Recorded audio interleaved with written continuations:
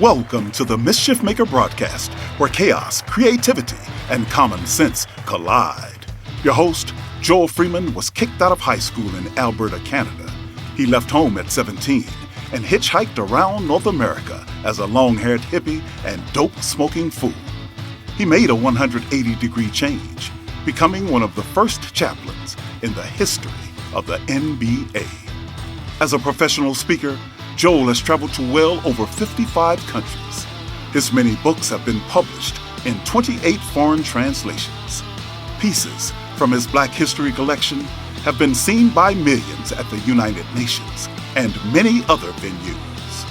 And now, the Chief Mischief Maker himself, Dr. Joel A. Freeman.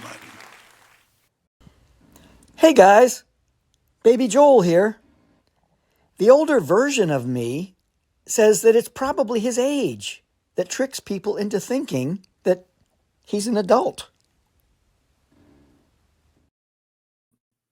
There you have it. Some wisdom from Baby Joel. Well, we have a very interesting show tonight, and I do hope that we have a lot of people asking questions. And please, when you do, wherever you're viewing this from live, Japan, Australia, India, Canada, United Kingdom, United States, wherever you're viewing this, please indicate where you're writing from, where you live, and so that we can just kind of get a flavor of all the folks that are here. We're going to talk tonight about the Shroud of Turin. Now, this is a fascinating topic, and I think it's something that is going to be very intriguing because this is something that has captured the imagination of people for centuries, both religious and irreligious people. And so please feel free to ask any questions. We have a gentleman by the name of Stephen, and his last name is Kinstler, Stephen Kinstler. He has been educated in a postgraduate course out of a school in Rome that is specifically dedicated to understanding the pros and cons, ups and downs, and all arounds, the archaeology, all the things related to the study of the Shroud of Turin.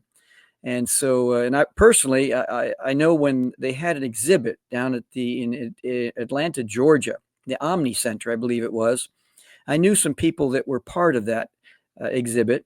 And then one time when I was traveling through Italy, I arrived in Turin just at the off chance of seeing the Shroud of Turin.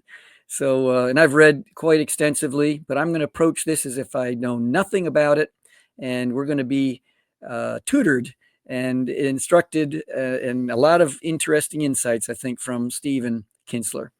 So we have a song right now that I wrote, and Mel, let's hit the song. I'm history and I'm sick and tired of repeating myself. Been watching for centuries, seen it all unfold. Humans are humans, all from the same mold.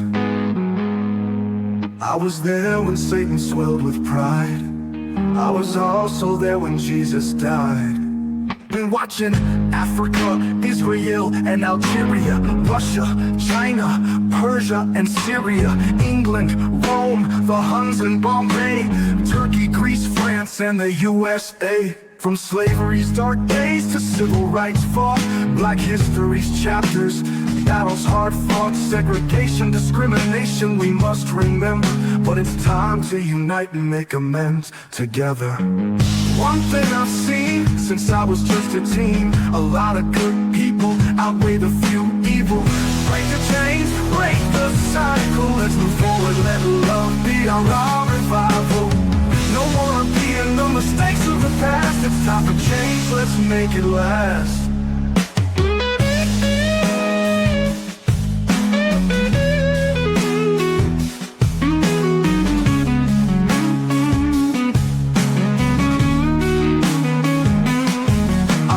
Tired, let's break free and embrace uncomfortability.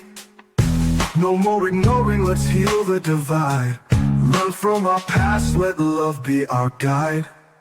In America's story, chapters filled with pride, but also deliberate acts of shame we won't hide. Native land stolen, oppression and pain. It's time to acknowledge, it's time to reclaim. From the Civil War to battles for justice and peace, the fight for equality will never cease. We can't erase the past, but we can grow. Let's build a future where the truth will glow. I'm sick and tired of repeating myself, but hope lingers on. It's time to delve into a world where history's lessons we've learned. Let's rewrite the future, let humanity be born.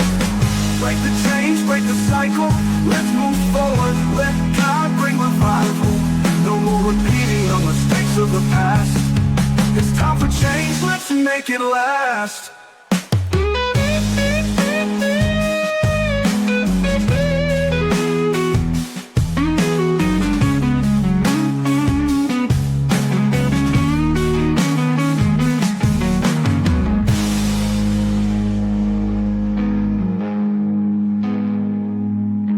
Break the chains, break the cycle, let's move forward. Let God bring revival. No more repeating the mistakes of the past. It's time for change, let's make it last.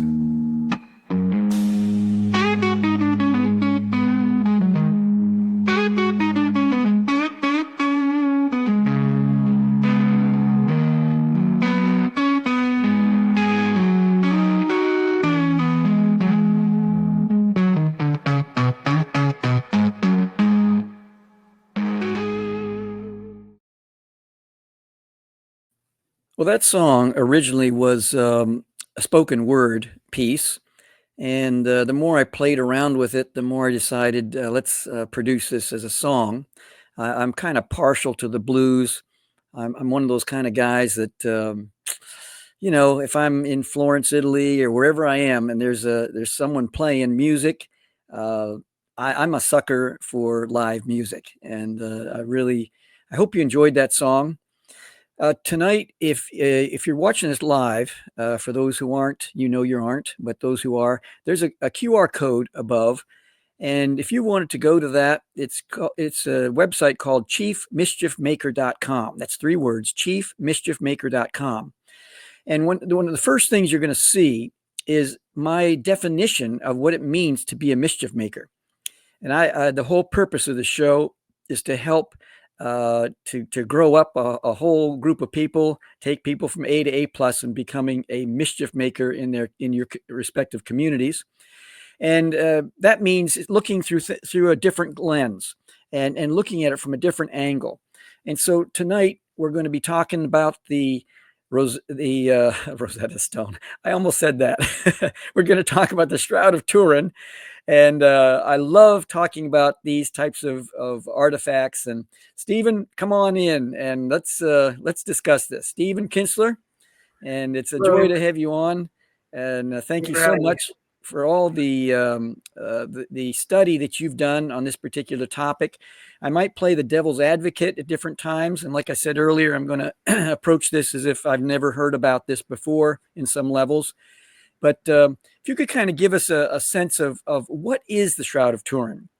And as I mentioned earlier, why has this a two-part? Why has this captured the imagination of people and I guess stirred up controversy in for so many centuries? Right. It's so thanks for having me on your show. Again, my name is Stephen Kinstler, and I've been studying the Shroud intensely since 2021. And like you said, I studied online at a school in Rome, the Pontifical Athenaeum Regina Apostolorum. It's an online course. I have a postgraduate certificate, if you will, in Shroud Studies. And so, and the Shroud, if you're not familiar with it, it's a burial sheet. That's why it's called a shroud. It's actually the most studied artifact in the world, believe it or not, more than the Dead Sea Scrolls or the Rosetta Stone. It is the most studied artifact. It's a 14-foot, 3-inch long by 3 feet, 7-inch wide cloth. And it bears the faint image of the front and back side of a naked, crucified man in a burial pose. And I think I sent you an image. If you can pull up image number 3, do you see that on the screen? Just keep talking. It'll okay. be there. There you go. So what you see here, it's actually just 2 different versions of it. The top version is a very is what you would see basically when you go see it. You can barely see the image of the man. You see some burn marks. It's a really long sheet. It's linen cloth. The bottom is a different version that shows the enhanced contrast. And so as you can kind of see there, on the left side is the front side of the man. On the right side is the back side, and it folded. Wrapped him sort of like this, right? If he's in the middle, it's wrapped like this, where his head is in the middle of the sheet there. So there's a faint image of a man there, and there's wounds and blood stains on the body that are consistent with a Roman scourging where the person was whipped, and also wounds and blood stains from a crucifixion. There's nail wounds in the wrist. There's a side wound where the man of the shroud was pierced in the side. There's blood stains in the hair and in the scalp. So it's very consistent with what we know of Jesus's crucifixion. But the interesting thing is, if you go to slide number 1, you can kind of see how we might divide this up and see. We get a close up of the face here. And again, this is the enhanced contrast version of it. And on each side of this face, you see the front side and the back side. But what's interesting about the shroud and what it's known for is that when you take a photograph of this and you look at the negative becomes the positive image. So looking at this, it's kind of abstract. You don't really, if you're in the Middle Ages and didn't know, you saw this image, you might not know what to make of it. But, fast forward to the 19th century, and the negative looks like this in slide number 2.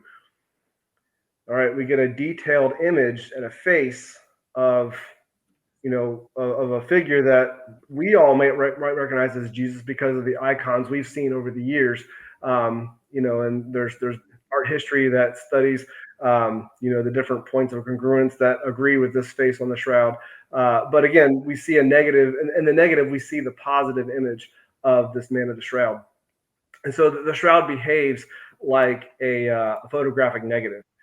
This was first discovered by an Italian amateur photographer. His name was Secondo Pia. That was on May 28, 1898. So it wasn't until 1898 when the first photograph was taken. But a lot of the controversy and the questions around the shroud is based on, okay, there's not much of a historical record before the 1350s, before the 14th century.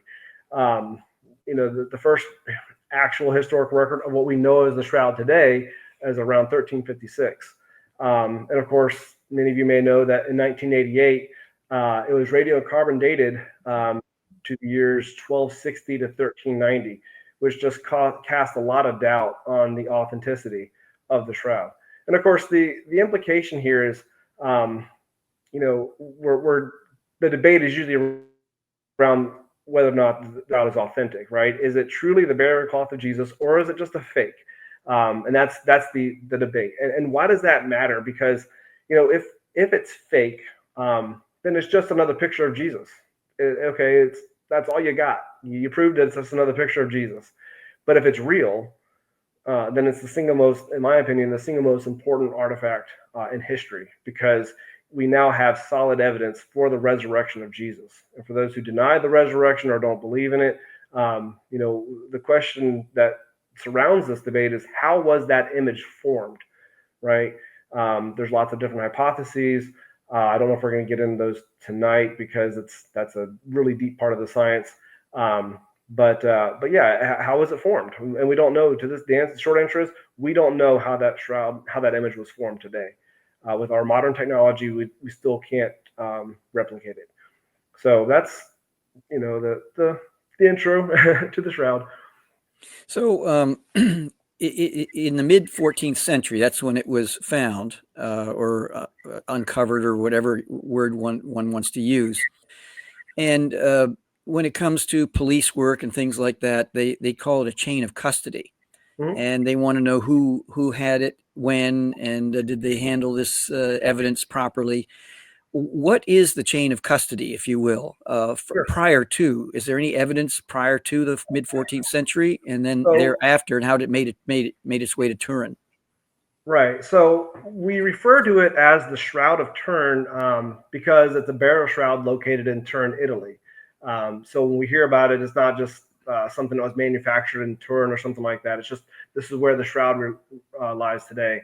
But since the record begins in the 1350s, we do have a trail from the 1350s to present for what we know as the shroud today. But what did they call it? It was found, or not found, but it appeared on the historical record in Lire, France. So what did they call the shroud then? Was it the Shroud of Lire? Um, before that it was in Chambéry, France, or after that, sorry, it went to Chambéry, France, rather. Was it called the Shroud of Chambéry, right? And then it moved to Turin, where we know it as the Shroud of Turin. So my point is, we have this label of the Shroud of Turin, but if we look at the historical record prior to that, what if it had another name, right? What if it was known by something else? And so, while it's true that it begins in the 1350s, the mid 14th century, there are references to a burial cloth or linen that bears an image of Jesus. There's legends of, not legends, but there's history of a burial cloth of Jesus, some of which have details that talk about an image on that linen. And the most famous one, again, not known as the Shroud of Turin or the Shroud, but it's in antiquity, it's known as the tradition of the image of Edessa, sometimes referred to as the Mendelian. And the image of Edessa goes way back to like the 6th century, as far as like the details that we know about this particular image. And it's the legend, or the tale rather, the story goes that there's an image. It's called the image of Edessa, and it refers to the face of Jesus on a cloth. And a lot of people say, well, that's not the same thing because it's just referring to the face. Well, when you look at the descriptions of the image of Edessa throughout history, you find out that it's a tetradiplone, I think is how you say it. Meaning it's a cloth that was folded or doubled in fours. And when you fold the shroud up a certain way, research has shown you can fold it in such a way that it's doubled in four, meaning tetradiplone, and doubled in four so that only the face shows. And so if that's how this image of Edessa at one point was referred to, it's quite possible that it was a full-length sheet that had the entire image on it, but just only the face was shown. So my point is there is other references to a burial sheet bearing an image known as the image of Edessa. Now, we have some very smart listeners and viewers, and in fact, I want to encourage anyone to respond, ask any questions that are on your mind, any comments that you may have, and if it's germane to our topic this evening, we'll discuss it. How do we know that this is not something that was forged? Is it possible that something like this could be forged? I mean, anything's possible. But something like this, no. As I said in my opening, we don't have the technology today to reproduce all the image characteristics of the shroud using today's technology. And I'll get into that in a minute. But it's funny because when I first started studying the shroud, I was like, this has to be some kind of forgery. This has to be man-made. It's too perfect to match the account of the Gospels. It's just somebody got the idea. They know what happened to Jesus, and they just drew on a sheet, and that's what it is. Well, again, remember, it's a negative. So that's a really important thing to remember. But let me take a step back. The reason we know all that we know about the shroud as far as the science and stuff comes from a team known as the Shroud of Turin Research Project that visited Turin, Italy in 1978. They're invited by the King of Italy, King Umberto II, to come and do a 5-day study. And they took photographs of the shroud, all non-destructive tests, and spent about 3 years analyzing their data. And the whole reason they went to Turin was to answer the question, how was the image formed? How was it made? And there were some scientists that were joking. They're like, this is a free trip to Italy. We're going to get there. We'll pull out our microscopes. And in 45 minutes, we'll see the brush strokes. We'll see the painting. And we'll be done with this, and we'll have a free trip to Italy. We'll go to the Leaning Tower of Pisa or Florence, right, or something like that. Yeah. Right. It's like they expected they would just go to Italy. They'd see the brush strokes. It's a painting. Because at that point, they hadn't really looked at it under the microscope. They just had photographs that were done by Giuseppe Henri in 1931, of course, Secondo Pios in 1898, but they hadn't actually had a chance to study it under the microscope. And after 5 days of review, 3 years of analysis, and even to present day, we don't know how the image was formed. They found out, though, what it's not. There's no paints, dyes, pigments, oils, powders, paint binders. There's no brush strokes or any other sorts of artistic renderings at the microscopic level, let alone anything visible to the naked eye. So when you look at it, you go, that looks too perfect to be a painting, or to be a, something supernatural or whatever. It's got to be a painting. Well, again, under the microscope, none of that shows up. In fact, the areas which make up the image are just discolored fibers, probably due to like a chemical change in the cellulose of the linen from dehydration or oxidization. Something caused the linen fibers to change color. And so under the microscope, they don't see like paint between the threads because there's no paint there. It's just they look at it and they go, oh, that fiber is discolored. But I want to pause there and sort of, if this was a painting, right, it's a negative. Remember that's important. Mm-hmm. You have to ask yourself, why would someone create an artwork with the means, without the means rather, to showcase its unique quality, the quality of being a lifelike image when the lights and darks are reversed, right? Mm-hmm. Why create that without the means to showcase that quality? In other words, there's no photography, there's no darkroom, there's no way to develop the shroud. It's just a negative image.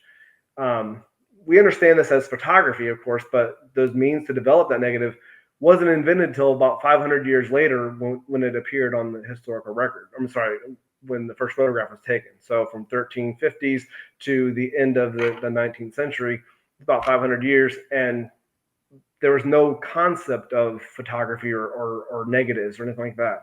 It's like someone creating a circuit board in the 1350s without electricity.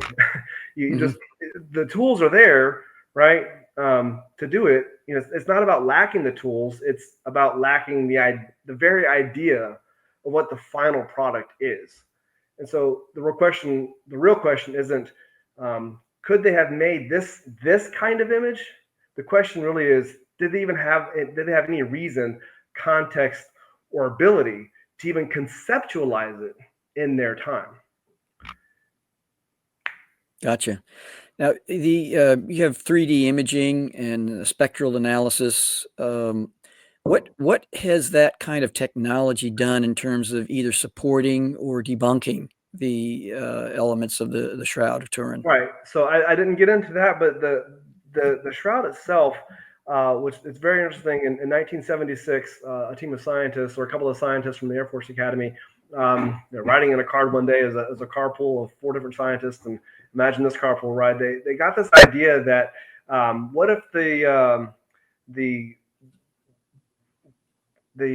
what if there's an image mapping, if you will, right? What if we took this black and white negative, or what's the positive image, and put it under something called a VP8 image analyzer? Would we be able to see peaks and valleys because it's measuring the gradation in tones? Well, that's what they did, and sure enough, the shroud produced a 3D quality that showed that the image itself kind of encodes 3D information because of the gradation from darks to lights, and so that's not something that proves it wasn't a painting as well. And so that's what started the START project going, okay, if there's 3D encoded information, something is different about this particular artifact.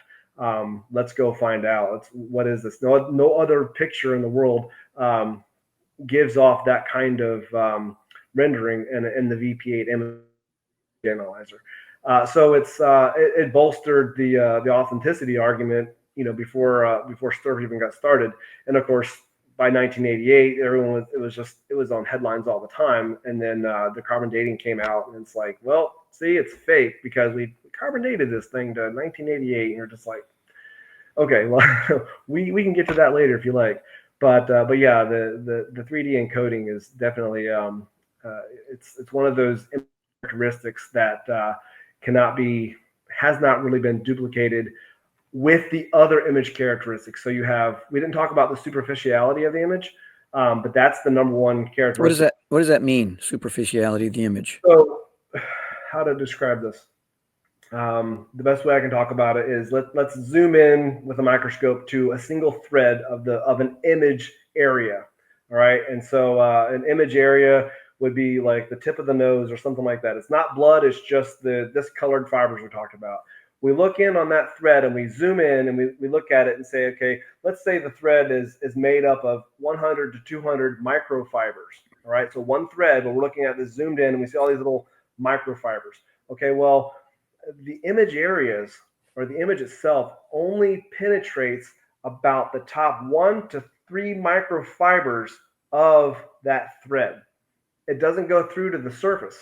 And so that's what we refer to as the superficiality. The only the top 1 to 2 or 3 microfibers, and that equates to a depth of about 200 to 500 nanometers, less than the width of a human hair. In fact, I think you'd have to split a human hair about 140 times to get the thickness or thinness of the image. And so that superficiality is hard to recreate. There's people who have tried to recreate the image of the shroud and say, here's how it was done. Well, their image fibers are not superficial enough. And then you have to say, okay, well, you've got to make it a negative, and you also have to make it three-dimensional. And there's about 15 or more other image properties that they have to be able to satisfy in order to recreate this. And that's why even with today's technology, we cannot get that level of superficiality on a linen thread that only goes 200 to 500 nanometers deep. Is there any history in terms of linen being used as a shroud, burial shroud, as a preferred material? As far as what? As a preferred material, let's say. Not for painting, right? If that's what you're referring to, not for making images, but as far as the death burial. Yes, there are plenty of reference or instances of burial shrouds that are made of linen. This one in particular is a very fine linen because of how because of the weave. It's known as a 3-to-1 herringbone weave. Very, very fine linen. Not something that you would not a very coarse pattern of weave, a very tight weave. Again, 3-to-1 herringbone. And so it's a very would be, no matter when it was manufactured, if you believe it was medieval or not, would have been a very expensive sort of weave. But yes, linen in Jewish burial customs, they would bury their dead in a linen shroud. That's according to Jewish burial customs. Well, we're going to take a break, but we're going to come back. Blake Tolliver, I'm not sure where you're from, Blake, but you've asked a brilliant, wonderful question. We're going to submerge that question, and after the break, we're going to come back to revisit Blake's question. And also, I have another question about the DNA of the blood, and just anything that any analysis on that. Sure. So, Mel, let's go to our break from our sponsor, Rosetta Universe.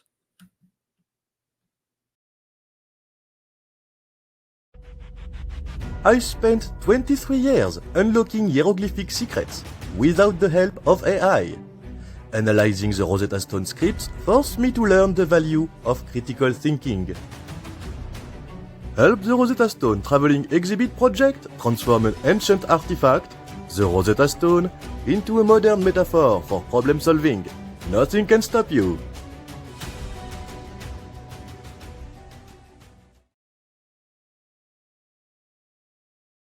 You've heard it first from Jean Champollion, the one who cracked the code to hieroglyphics. He has spoken, and he's encouraging you. Don't take this lightly. He's encouraging you to check out the Rosetta Universe project. And what we have here, this is all about the Rosetta Universe project. And if you go to the QR code above, of course, if you're on your cell phone, that'll be nigh impossible. But if you have a laptop or a desktop, you can use your cell phone to go to the Rosetta Universe link tree. And the first point on the link tree is about the Rosetta Universe. And take a look at it. I think you'll be very fascinated. If you're fascinated with this information about the Shroud of Turin, I think you'll be fascinated by that too. And let's bring up Blake Tolliver's question, Mel, and let's discuss that. I think it had to do with what has been revealed based on new AI techniques for authenticating the shroud, and has it been done? Thank you, Blake. Great question. What's been revealed based on new AI techniques for authenticating the shroud, and has it been done? So AI is a great tool, and of course I've used it for other research and different things, and I've asked it about the shroud. There's it can only, I would say it is the most researched artifact in the world, and by that I mean there's so many articles, books, journals, peer-reviewed sciences. I don't think it's been fed enough information to really dig into. This would be something that I would love to pursue. My background is in computer science, or to at least maybe lead an effort to create a large language model based on the research of the shroud.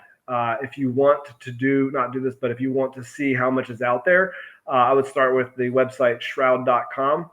It has pretty much every article, journal entry, anything that's there. And I don't think that's been fed to a large language model. And I think your point is, what if we did that? I have fed it papers that I've written, papers that I've come across and said, analyze this. And I've also asked it questions about things in general about the shroud.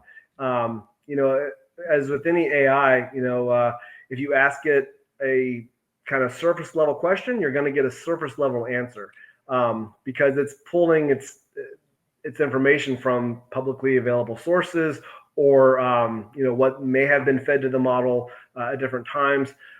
So I would say it leans more towards the skeptics, because public opinion in general, who haven't done the research and the science, is going to be more skeptic about it. So I would say a surface level answer is going to be maybe the verdict is out, but it's probably medieval, because that's what the latest scientific research, the carbon-14 dating.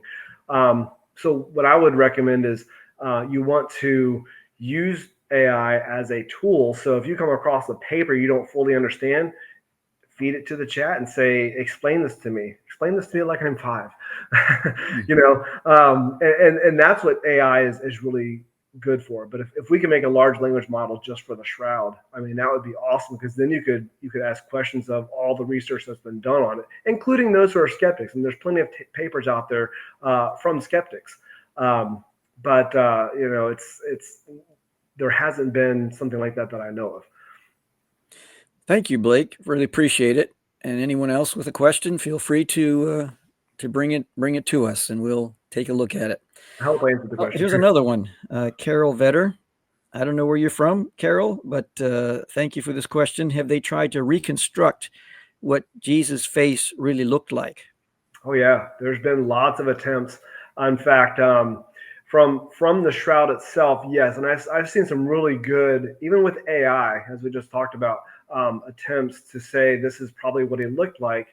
But the thing with the shroud, there's no directionality of the image, so it's not like, again, there's no brush strokes, but there's also no like lighting come from a certain angle or things like that, and so it's sort of like if you make a realistic version of it, it's like, okay, this is the interpretation of how it might look. But there is an exhibit, I think the last I saw was in Spain, and it contains a hyper-realistic model of how a lot of the shroudies, we call ourselves shroudies, what we call ourselves, but a lot of shroudies, they refer to him as the man in the shroud, because we don't know if it's Jesus. When you can't say it's Jesus to most people understand what you're talking about, but the exhibit refers to him as the man of the shroud. And this hyper realistic, you can do a Google search for it, and it'll show you how amazing this skull looks. And it's a man in a burial pose. He's naked.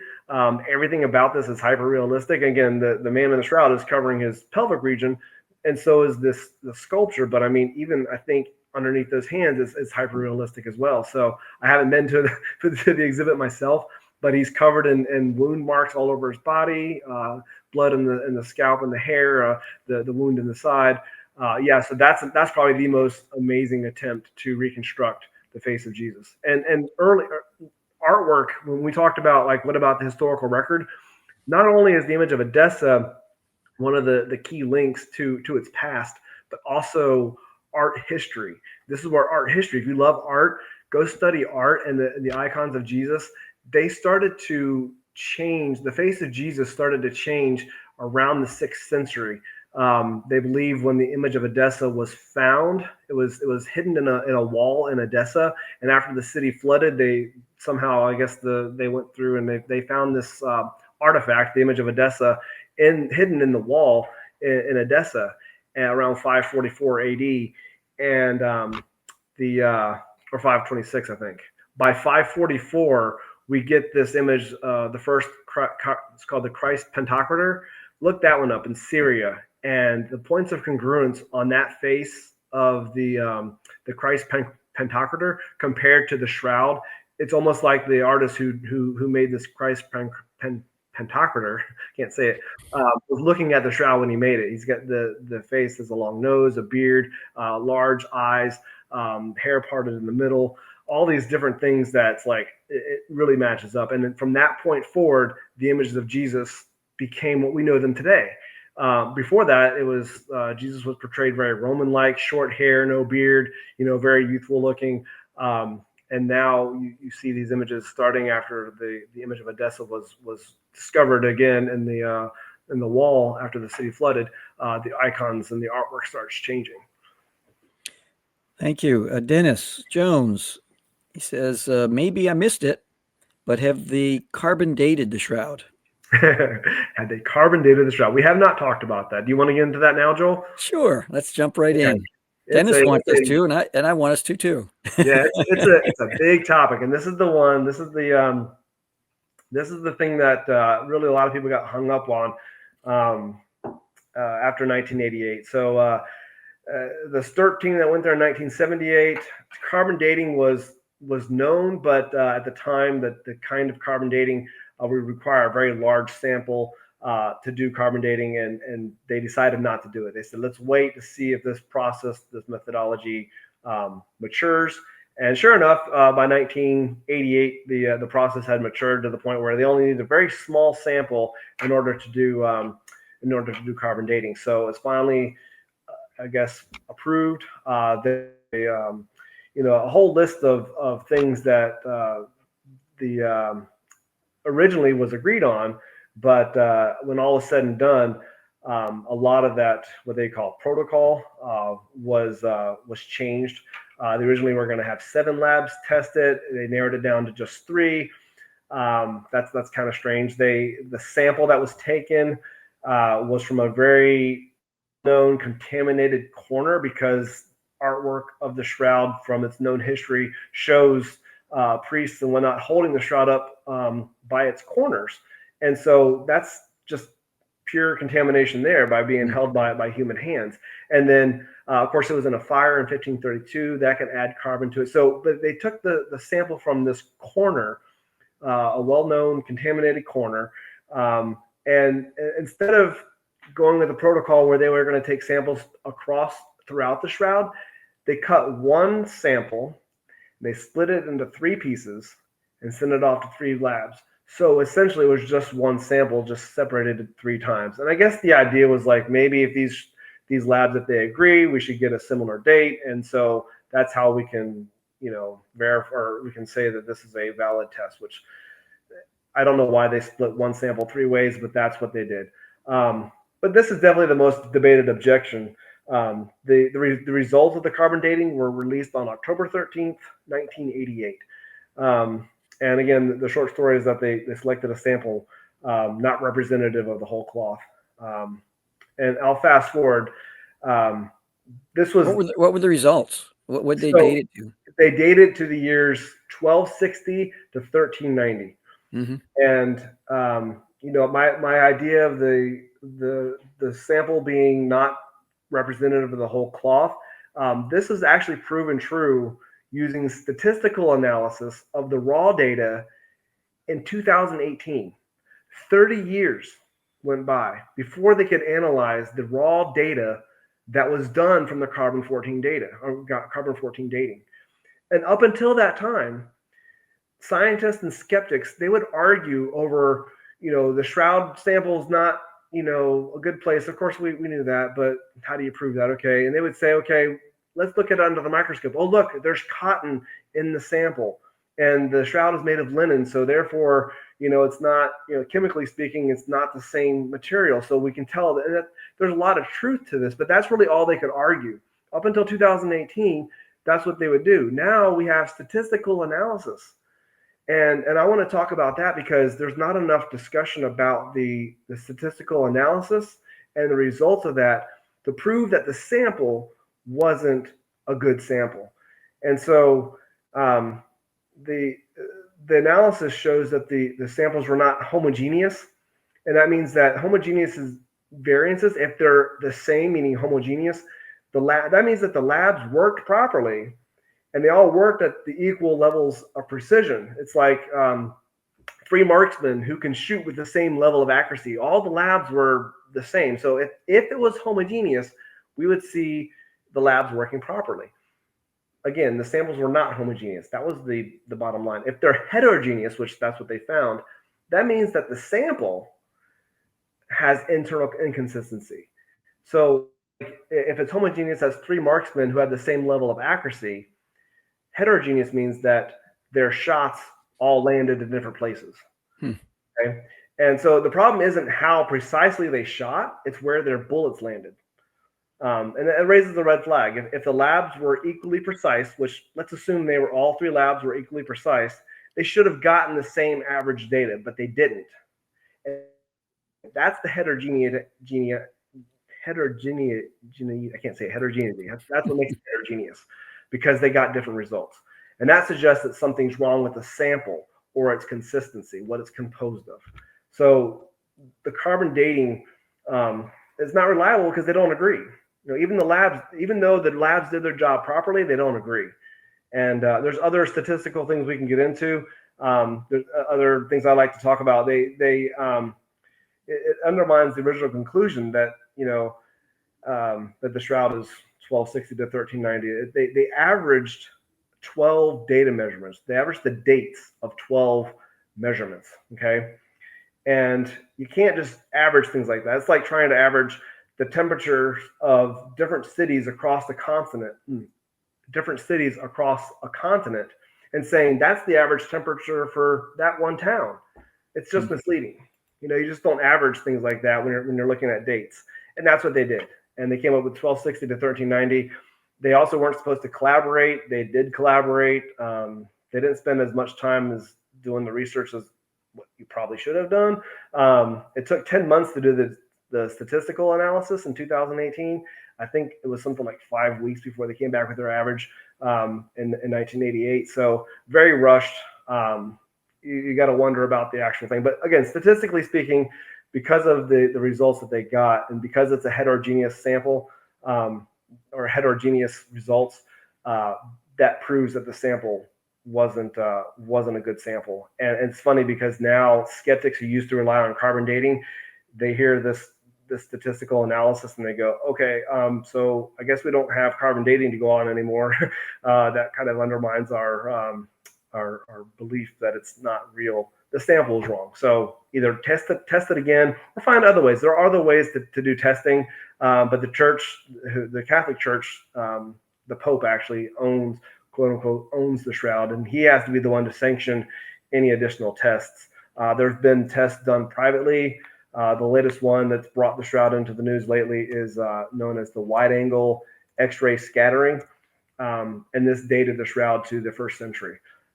So that's the latest one, I think, in 2022. They had some thread samples, and it didn't destroy the threads. It's a kind of test that doesn't destroy it. So that would be great to be able to do that across the entire shroud, to do non-destructive tests that you can do. So that's the long and the short of carbon dating. Thank you. Thank you, Dennis, for bringing that to the show. What about the DNA, the blood? Is there O positive, O negative, AB, B? Yeah, the blood. That's a fun topic too. How much time you got? No, I'll try to. We've got about 13 minutes. Let's give us as I'll give you a 5-minute. Okay. If I can, 5-minute thing. So they've done tests on it. So you can't reconstruct, or you can't the DNA, I should say, the DNA on the shroud is non-existent. It's degraded so bad you can't actually do DNA types of tests, but you can do blood tests, and they have done blood tests for in 1978. Part of their conclusion was that the shroud tests positive for blood, serum, other components of blood, hemoglobin. Or no, maybe it wasn't hemoglobin. It was the parts of blood. Anyways, it was real human blood is what they concluded when they tested it. What they found in the blood areas indicate the presence of hemoglobin and elevated levels of bilirubin. And that's important because an elevated level of bilirubin means that if you have that in a blood stain on something like a shroud, where we can see clear trauma happening to this person, the high levels or the elevated levels of bilirubin means that it's consistent with someone who suffered severe trauma. And so that's your red blood cells. The bilirubin is a yellow pigment that's produced during the breakdown of the heme, or the heme, HEME, of the hemoglobin in the red blood cells. And so severe physical trauma, like scourging, like whipping the body or nailing the hands, beating in the face, all these things we can see on the shroud. But the severe physical trauma can lead to an increased breakdown of red blood cells.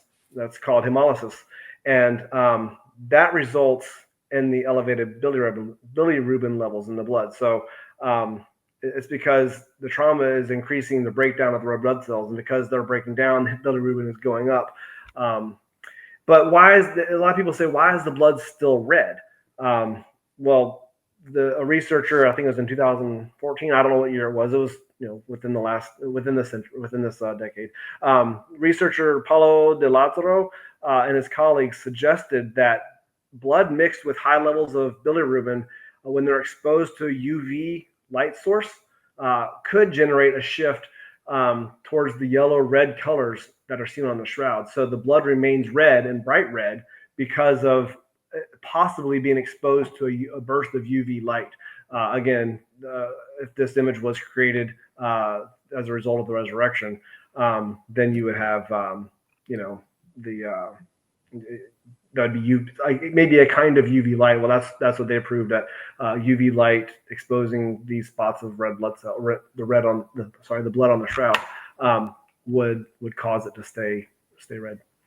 There's no blood type then. Oh yeah, it was typed to blood type AB. Sorry, AB. Okay. Yeah, blood type AB, which is the rarest blood type, but it's most commonly found in Jewish males.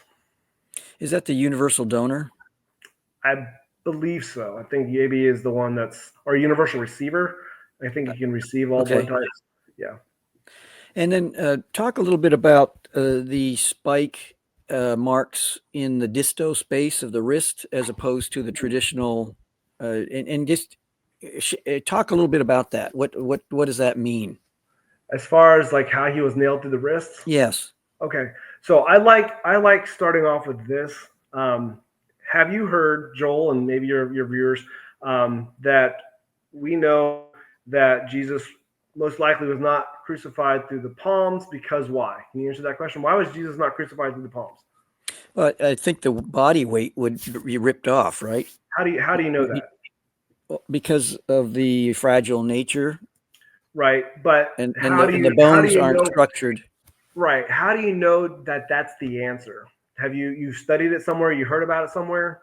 Well, I know that they put some cadavers up on the wall, and they actually experimented with cadavers, and this would not hold the body weight, the dead weight. Very good.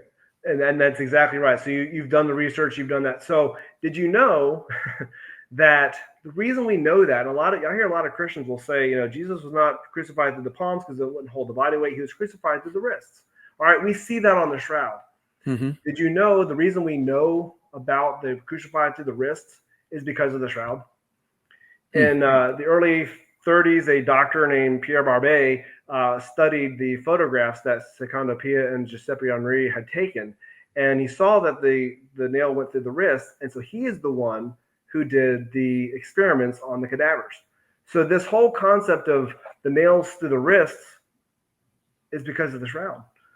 The book is called A Doctor at Calvary. It's maybe reversed in the thing, but this is a great book by Pierre Barbet from the 1950s, I think is when he published it. But he talks about how his experiments on the cadavers and how it wouldn't support the weight. That's why we know what we know. Why is that significant? Well, the nail wounds going through the wrist, all artwork of Jesus, even today, it shows the nails going through the palms, and also shows the entry wound. The shroud shows the exit wound. If an artist is going to create this image, why would he go from deviate from the norm and show the nail through the wrist, right? Why would he show the exit wound? Why are there no thumbs on the shroud, right? If you look close if you go back and do your research and pull up an image, you see that his wrists are crossed. You see one nail wound, but you see two blood trails down the arm. So that implies that there's another wound in the wrist that's being covered. But his hands are crossed, and so you can't see thumbs. Well, when Pierre Barbet did his studies on the cadavers and would pierce the wrist, well, he found that when you pierce the wrist to desktop space, it severs the median nerve. And when you sever the median nerve, it causes the wrist to fold in. Okay. The thumb to fold in. Sorry. Yeah, when you pierce the wrist, it causes the thumb to fold in. And there's been other research done on this. People who have experienced a piercing through the wrist through whatever accident or crime or something like that, like with stabbing or something like that. You pierce the median nerve, your thumb will fold in and pretty much stay in like that. And so there's no thumbs on the man on the shroud. That's a very interesting detail, and that's important to another art history. There's an image known as from a book called the Prayer Codex, Hungarian Prayer Codex, and in it is an image of what we believe is Jesus. It's a scene of Jesus being buried, and then the scene right beneath it of the resurrection where Jesus is gone. Well, on that Prayer Codex, dated to 1192, 1195, the man on the shroud, before you see this resurrection, has no thumbs, right? So whoever drew this image was copying from the shroud, not just because of the thumbs, but the most important piece is in the resurrection scene just beneath. You see 4 holes in the shape of an L drawn into this, what looks to be the shroud, and those 4 L-shaped holes, or that L-shaped holes, whatever, they appear on the shroud in that same pattern. Why would an artist draw 4 holes in that pattern on the image in his Prayer Codex? So, but the 4 fingers, the long fingers, the fingers are long because what we're looking at here is not just the length of the fingers, but the fingers going all the way down into the hand. The fingers, the bones of the fingers extend all the way down. And so the fingers appear abnormally long. Well, the shroud is acting also in those areas like a negative. You also see his teeth if you look closely on the shroud. So these are all scientific things you can get into, and these get debated. But yeah, it is really cool. Hope that answers. When someone looks at the back, the trajectory seems to show that one of the guards, or whoever it was that was beating this person, was shorter than the other and meaner and more passionate. Yeah. The Jewish tradition is the 40 lashes, according to the Jewish law, and they would generally stop at 39 just in case in the heat of passion they miscounted, right? But when Romans had no such rule. And can you talk a little bit about that aspect? Yeah. In terms of relevant to the Shroud of Turin. Yeah, you hit the nail on the head there. And you've done some research. I can tell that's a little known fact about the whip markings on the back.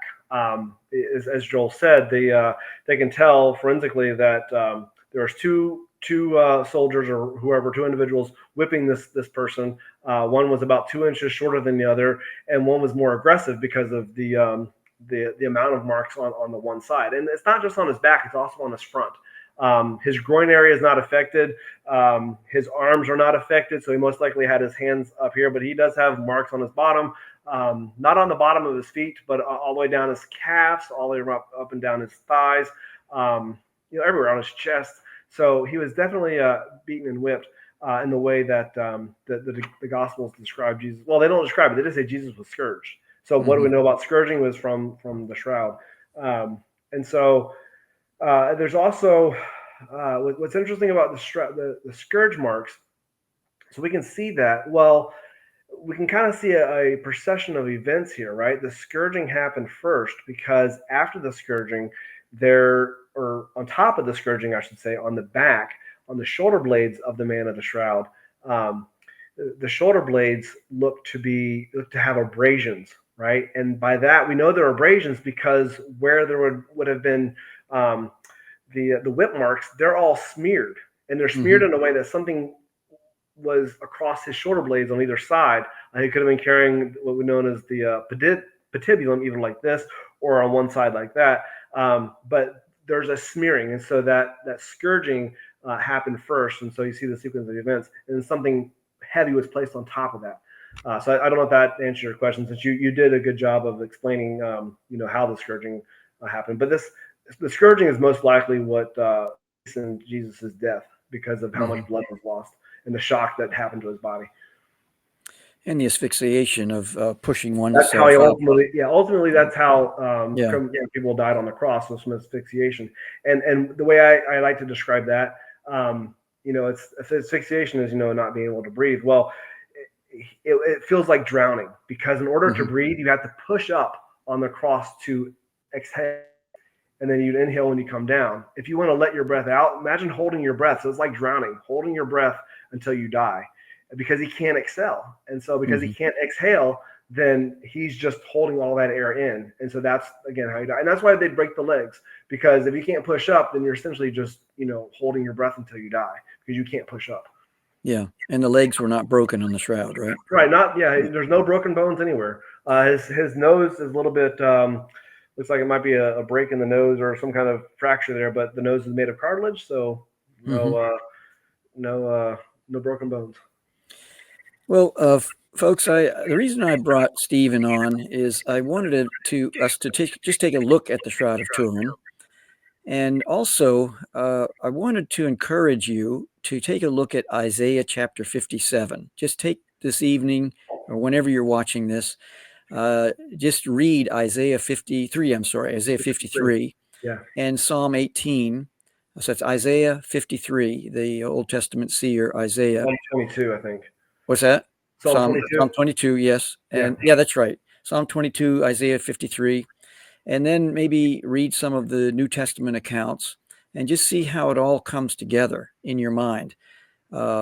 Personally, whether or not this is truly the Shroud of Turin, is not of great consequence to me personally, but it is something that helps to, I think, reveal the passion of the Christ. When you look at the story, you look at the narrative. Maybe many of you've seen the movie Mel Gibson made and some other movies on this topic, and it just I think it's just an important thing to take a look at. Stephen, I thank you so much for taking time. We're Can I give a conclusion real quick too? Yes. Yes, 30 seconds. Sure. The authenticity of the shroud does not affect the message of the gospel. And studying it doesn't replace faith. If the shroud was fake, it would not shake my faith in the least. So studying it doesn't replace your faith. It actually deepens the wonder. And in the end, faith isn't in a cloth. It's in the one the cloth might have wrapped. Stephen, I really appreciate you taking time out of your crazy, busy schedule and joining us here on the Mischief Maker Show. Thanks for having me. Folks, thanks for joining us. And ebity, that's all, folks. You have just experienced another episode of the Mischief Maker broadcast. Hit the subscribe button, connect at chiefmischiefmaker.com. Thanks for coming along for the ride, and hopefully you are now a bit closer to becoming a mischief maker in your part of the world.